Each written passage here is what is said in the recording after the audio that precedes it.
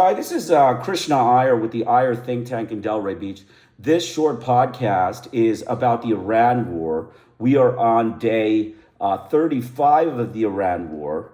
And basically, I want to just say that, the fraud American government, the frauds of the U.S. government, the patriotic frauds and their censorship of the press and their, racist, patriotic, pro-American agenda, their fascist pro-American propaganda garbage is, out of control. Their racist frauds are propagandists. All of their New York Times, Washington Post are propagandist frauds. We're going to go through a little bit on their Ukrainian, Ukrainian whitewashing and their, Iranian whitewashing and their, Vietnamese whitewashing. Let's talk about a little bit about, what we're seeing in the Iran war. Today being day 35, nothing really going on. There was a major strike by the United States. Destruction of civilian infrastructure, the same nonsense the U.S. government has, they're racist, mass murdering, sadistic butchers. They're sadists of, ethnic minorities. They're sadists of ethnicity. They're, racist ethnic slaughter. It's happening in the flesh. Day in, day out. Trump is, propagandizing. The racist fraud is propagandizing about, the bombs raining down on Tehran, because of nonsensical statements. He's saying hell will rain down on Tehran if Hormuz is not reopened by Monday. Another ridiculous statement by a schizophrenic, sadistic butcher, like a sadistic fraud, like a cover-up, sadistic mass murder with schizophrenia, psychotic, delusional fraud. Their propagandists are frauds and, nonsensical garbage that they put in the media. Their garbage in the media is, just obviously pathetic. It's pathetic garbage. It's nonsensical statements. It's, just propaganda. It's propaganda. It's pro-American patriotic garbage. Let's just face it. The bureaucrats have sunk to a new level of low. They are just pro-patriotic garbage men. They give us nothing of fact, just garbage. The New York Times, Washington Post, the U.S. mass media is just pro-American patriotic garbage. So we're going to talk about today being day 36 of the Iran war. We want to discuss day 36 of the U.S. Israeli attacks on Iran. It's actually day 37. So let's take a look, because I want to just go over the nuclear plant that, everybody's condemned the United States to have struck. The Iran war. Let me just see. I just had it just a few seconds ago. Day 37. I guess it's day 36. You're right. It's day 36. Major escalation. U.S. forces, basically caused, a fire, a mass strike on nuclear plant. Let me just get the article, because it looks like, the patriotic frauds have, adjusted the press so that they can, censor the media, the typical censorship by the fascist patriotic fraud garbage that the United States of America releases to everyone. Nuclear plant struck, Iran.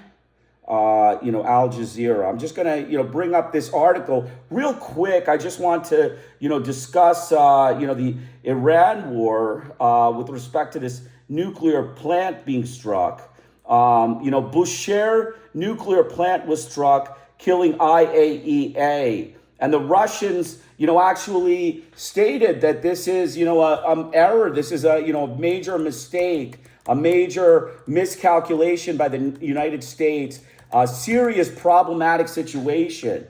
And the nonsensical statements, war crimes, right? So Iran accuses Israel of war crimes after infrastructure strikes. Iran has accused the U.S. and Israel of carrying out attacks on civilian infrastructure, calling them war crimes and state terrorism. In a statement, Iran's mission to the United Nations said the systematic targeting of civilians and civilian infrastructures included the Mashaber petrochemical zone and the Karaj-Tehran B bridge. The U.S. and Israeli regime systematic targeting of civilians and critical infrastructure in Iran constitutes war crimes and state terrorism, the mission said, urging the international community to act decisively and condemn unequivocally. Iranian media reported that at least 5 people were killed in an attack on the Mashabar petrochemical zone.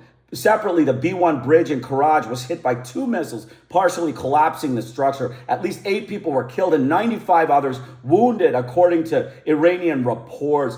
Racist American war of aggression, racist American fraud war, propaganda, white supremacist, frontiersman, mass murdering, anti-ethnic Iranian slaughter campaign by the U.S. government. So we're going to go through the Ukraine war. I want to go through the Ukraine war. So this podcast may take about 30, maybe even 35 minutes, but I think it's worth going through. But I have this book again, The Much More Dangerous Case of Donald Trump. This sadistic, narcissistic, schizophrenic, psychotic, delusional fraud of the U.S. government, and his inability to run the government has been clearly documented before he took office. And what the United States of America, the American Psychiatric Association, the American bureaucratic political frauds, and the white supremacist frontiersmen, mass murder, ethnic sadists hid this information from everybody. So Iran is now facing severe retribution from the United States by a sicko, by an American sicko, a sadistic white supremacist sicko of the American government. Let's be frank, the U.S. government. You got to, rein in your racist sicko, your racist, sadistic, schizophrenic.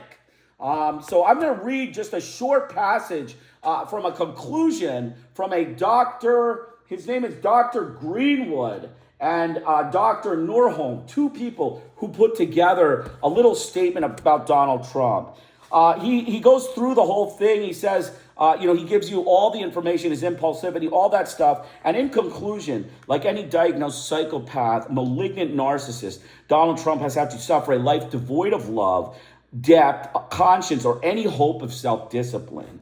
If it is a life of incapable of developing or caring obligation toward others, incapable of remorse for callous or immoral behavior, and incapable of pursuing anything beyond immediate self-interest. It should be noted that Trump's psychopathy currently resides in a socio-political climate that is permissive of his actions and behaviors. Phenomena once thought to be too antisocial, too sociopathic, and too psychopathic for a candidate or politician to thrive in society, let alone an election campaign or term in office. Previously, such actors often experienced a need to disguise or hide sociopathic proclivities, but currently there is neither shame nor hesitation in openly acting in the service of sociopaths. The thing about malignant narcissists, sociopaths, psychopaths, schizophrenics, and or antisocial personalities that if there are no legal, social, or occupational consequences, then there is a feeling of impunity, which should be a cognitive distortion, is validated as having been correct all along, a reason for prideful display and continuation of harmful behaviors. Taken together, Trump's is a life destined to inflict harm and suffering on others. And I would say that's ethnic minorities, ethnic, people of Iran and, Vietnam, China, Southeast Asia, South America. Ethnics beware. This is a sociopath, psychopathic, what we call a malignant narcissist, schizophrenic, sociopath, psychopath, or antisocial personality. With the empirical support of thousands of studies on his condition, we have to warn that Donald Trump, because of his hardwired and immutable traits, is more dangerous than even his harshest critics ascertain. So you can see that, Vincent Greenwood, Dr. Greenwood, and Dr. Norholm, who are from Johns Hopkins University Hospital, and consult with the National Institute of Mental Health. These are big places, and they're telling you the facts of this man. This man is a sadistic, schizophrenic, narcissistic or antisocial psychopath. He's a psychopath, and he needs to be reined in. He is unfit to serve office, and he needs to be, immediately medicated and taken off this, terror campaign against Iran. He is a terrorist man that is, sadistically cruel and, unable to control himself in this war of aggression against Iran. I strongly urge the United States to take him and keep him at bay, keep him in check. He is a, criminal sadist, a white supremacist, fascist, mass murdering, ethnic slaughterer. And I would be very careful for, any international body, any diplomatic people to quash the American, the American intervention in Iran and get it wrapped up and get the Americans out of there, because this is a sicko that shouldn't be directing this war, or any war for that matter. So I'm going to continue on. We're going to talk about the Ukraine war, okay, and its comparison. And I'm going to say that this is, Putin shaming America. This is Putin shaming America. America is a shameless state of racist, white supremacist, patriotic, sadistic, mass murdering frauds. Let's face it. They want to, lie. They want to tell, fabrications, falsifications. They want to plant their, stories and thought control in the press. Their racist garbage in the press. It's all there. The signs are all there. This is a fascist group that is using thought control to change public opinion and force, imperialism and colonialism on ethnics and, recolonization of lands. This is a dangerous group of people, okay? The white supremacists of the United States, they're patriotic, they're sadistic, and they're mass murderers, and they cover up their mass murder. They have a collective amnesia in the United States. When they slaughter 10 million people, they kind of forget it. They kind of go into a regional discussion that, yeah, there were some war crimes committed, but,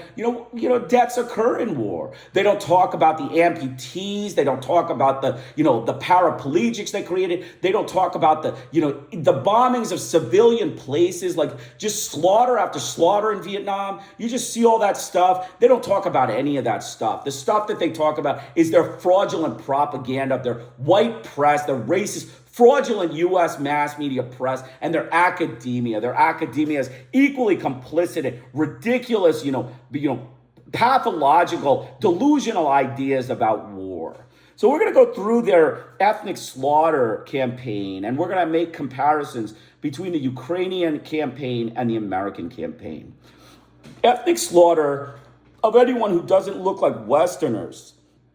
At this point, by the American government, the patriotic, sadists, the mass murdering sadists, are subject to invasion and slaughter. And I would say any country whose people do not look like Americans, do not look like Westerners, beware of this racist colonial expansive government. They are white supremacists that are frontiersmen on a quest to, cause mass murder and mass slaughter, and maybe even restart a colonial world war. I mean, who knows the kinds of sadistic, obsessive, compulsive mass murders of the American government. No one knows about them, but they are racist thugs. They are racist thugs of Roman Catholicism. And, we have to be very concerned about their actions.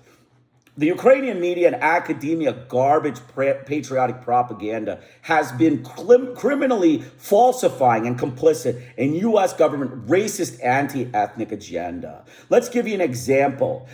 Vietnam. We have the New York Times. I have this book. It's called After the Cataclysm. It's the Political Economy of Human Rights, Volume 2, written by Noam Chomsky. I would strongly urge you to get this book. It's a book that's, about $15, but it's about 400 pages.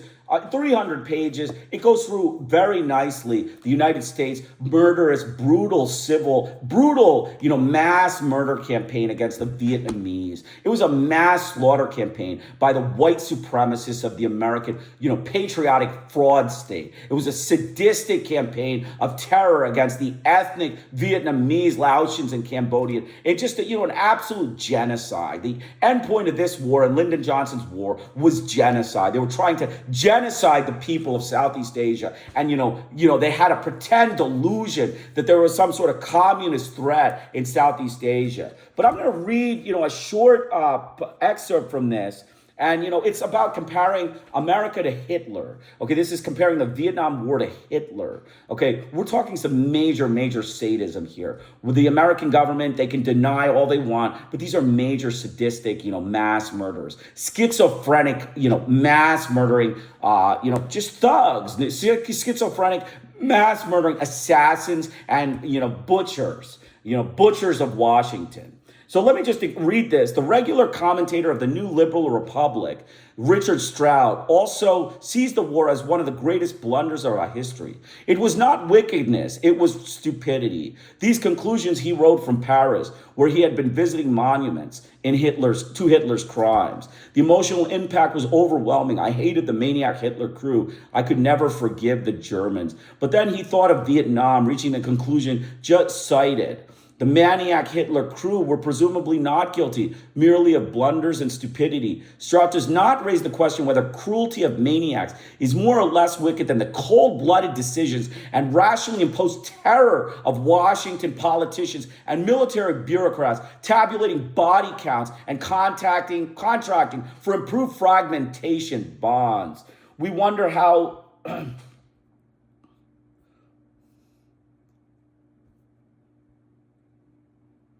And there's another example by Charles Peters. There's another quote by Charles Peters of the Washington Monthly in the New York Times.